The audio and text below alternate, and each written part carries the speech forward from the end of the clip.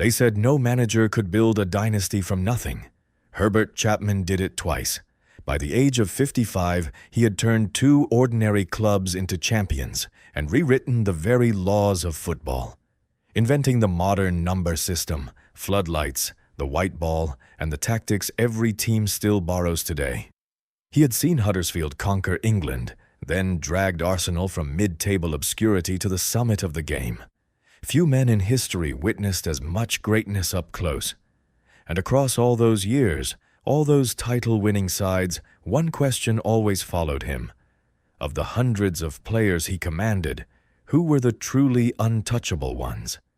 These are the 5 names that defined his genius. The geniuses, the gambles, and the rebels.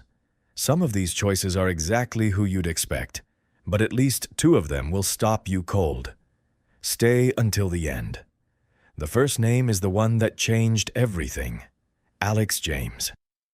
James left Preston to join Chapman's revolution in 1929, and the surprise is that he arrived as damaged goods. Small, injury-prone, and, in his debut season, thoroughly unspectacular. Many wondered why Chapman had spent a fortune on a forward who barely scored, but Chapman hadn't bought a goal-scorer. He had bought a brain.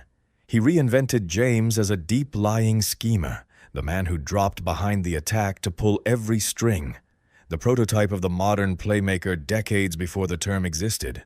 James controlled the play, creating many of the goals that Baston, Jack, and Drake devoured.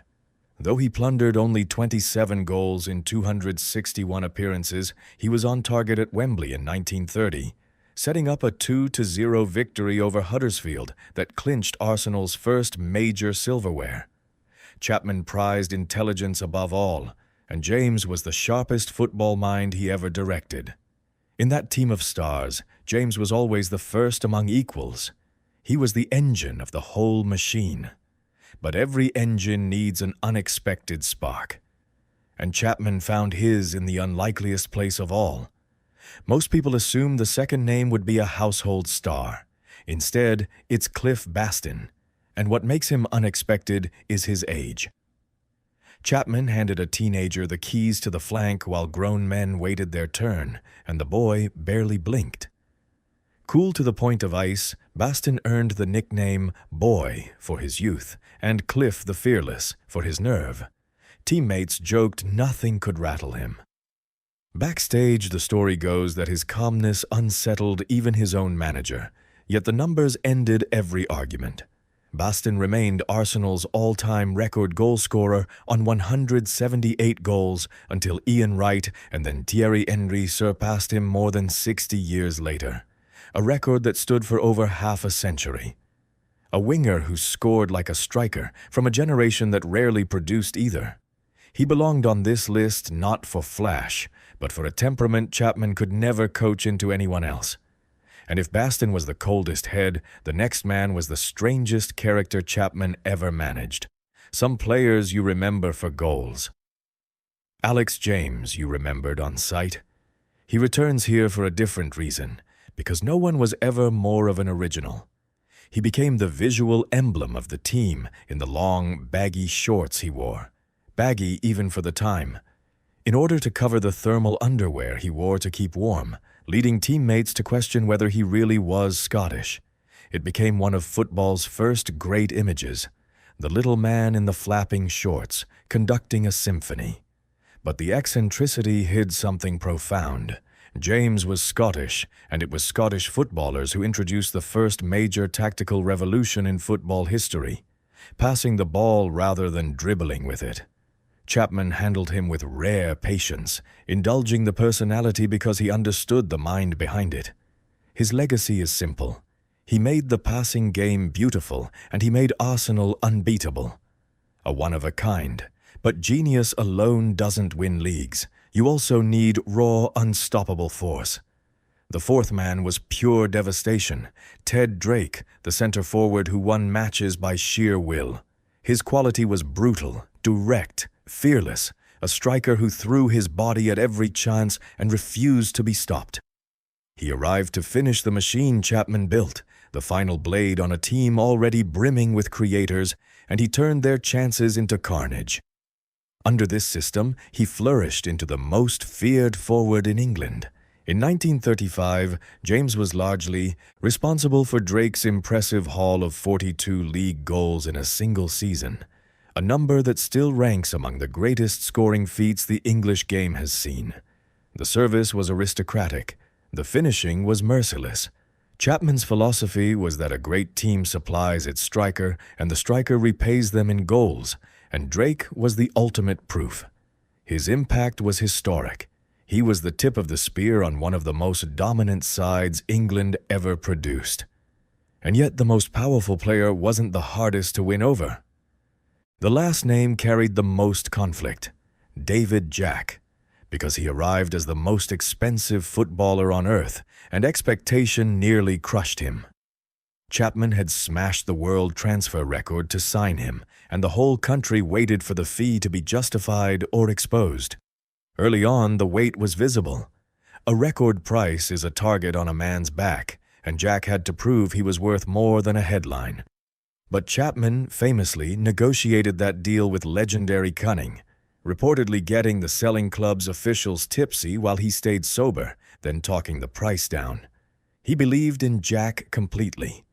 Slowly, the elegant inside forward justified every penny, gliding into the side alongside James and becoming one of the luminaries in the team of stars Chapman had spent half a decade assembling. He won the respect not by silencing critics with words, but by delivering goals and titles until the price tag was forgotten. He earned this place the hardest way, under the heaviest burden. As Chapman himself believed, a great team is built brick by brick, and Jack was the costliest, most complicated brick of all. 5 names, 5 reasons, 5 men who, in completely different ways, carried the fingerprints of the greatest manager football had ever seen. Think back on what they gave him. Alex James gave Chapman control, the deep-lying brain who dropped behind the attack and invented the modern playmaker decades before anyone had a word for it. The little man in the flapping shorts who turned passing into an art form and made Arsenal impossible to read. Cliff Baston gave him nerve, a teenager with ice in his veins who scored like no winger before him, whose 178 goals stood as the club record for more than half a century until Wright and Henry finally reached them. Ted Drake gave him firepower, the merciless center forward who threw his body at every chance and turned an aristocratic supply line into 42 goals in a single historic season. And David Jack gave him the ultimate test of belief, the most expensive footballer on the planet, a man who arrived under crushing expectation and answered it not with words but with goals, titles, and quiet, relentless class. What binds them isn't a single quality. It's that each one solved a different problem.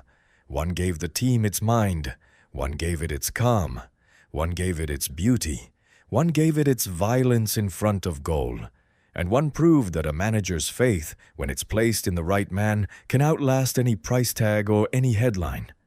That is the real lesson buried inside this list. Chapman was never just collecting talent. He was assembling pieces, brick by brick, each chosen for the exact gap it filled. He saw a broken, injury-prone forward and imagined a conductor. He saw a nervous boy and trusted him with the flank. He saw a record fee and refused to blink. That vision is why 2 ordinary clubs became champions under his hand, and why the game he left behind, the numbered shirts, the tactics, the very shape of a modern team, still runs on ideas he set in motion. These 5 didn't just win trophies for Herbert Chapman. They became the living proof of everything he believed about football, that greatness is built, not bought, and that the right man in the right role can change history. Long after the man himself was gone, his dynasty and his blueprint remained, echoing through every side that ever passed the ball forward instead of simply chasing it. So now the question comes to you. Of these 5, the genius, the fearless boy, the eccentric, the finisher, and the record breaker, which choice surprised you the most?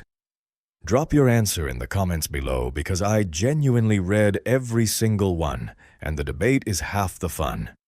If this brought a lost piece of football history roaring back to life for you, do me one favor. Smash that like button and hit subscribe so you don't miss what's coming. Because the next story might just be the greatest rivalry Chapman never lived to finish. Until then, keep the legends alive.